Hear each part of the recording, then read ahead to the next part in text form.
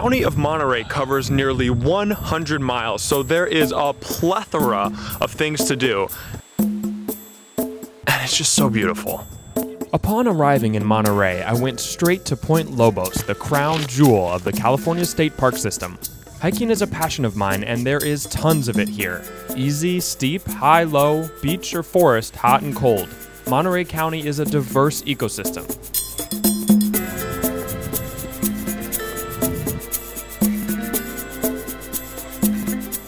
This is one of my favorite places on the planet because of this magic, because of these landscapes, and because it is truly inspirational just to be here and see jagged edges of the coastline. They just jut out and they seem to kind of suck the ocean in and then spit it out.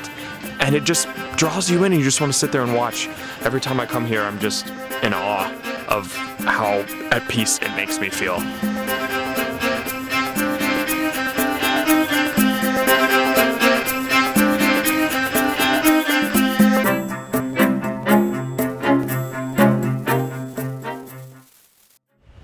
The next day, I got up early to scope out some of the sweet houses in Carmel by the sea. $7.5 million, whitewater by day, sunset by night. That is the view you get. Sign me up. Carmel is a lush little hamlet perched right on the Pacific Ocean that's been attracting creatives, bohemians, and artists for nearly a century. There are over 80 art galleries here in Carmel by the sea, so no matter what your creative poison is, you are sure to find something that will knock you out. Carmel is a sophisticated city, and I really think that gays and lesbians would feel comfortable anywhere in this town. I do. I feel comfortable being out, and I love Carmel. I lived here, and I love to live here, and if I was a visitor, it'd be the kind of place that I would want to come visit.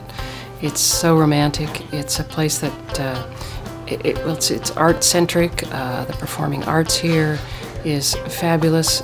It's quiet in a sense of there's no bustle. This is a town that has a lot of celebrities, and if you're lucky, and people frequently are, they would go to the Mission Ranch and run into Clint Eastwood playing the piano. You could run into Doris Day, you could run into Betty White, and that's a lot of fun. People just let them be here.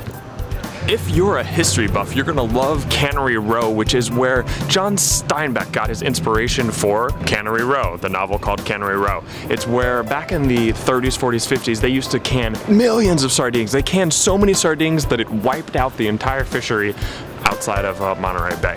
So this is Cannery Row. It has turned into more of a tourist attraction than it was an industrial place back in the day. But it still retains a little bit of its charm, and if you really want to get to know more about John Steinbeck, go check out the John Steinbeck Center in Salinas. Salinas is his hometown, and he loved Monterey County. He loved Salinas Valley. He loved Cannery Row. Cannery Row in its time, was a hoppin' place with, you know, brothels and all kinds of other crazy things, bars, lots of drinking. Lucky for me, there is still drinking to be had on Cannery Row.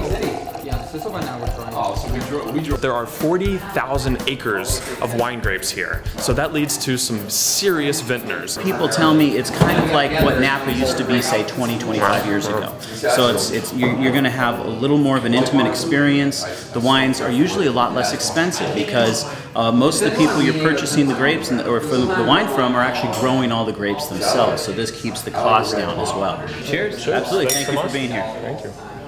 But you're right.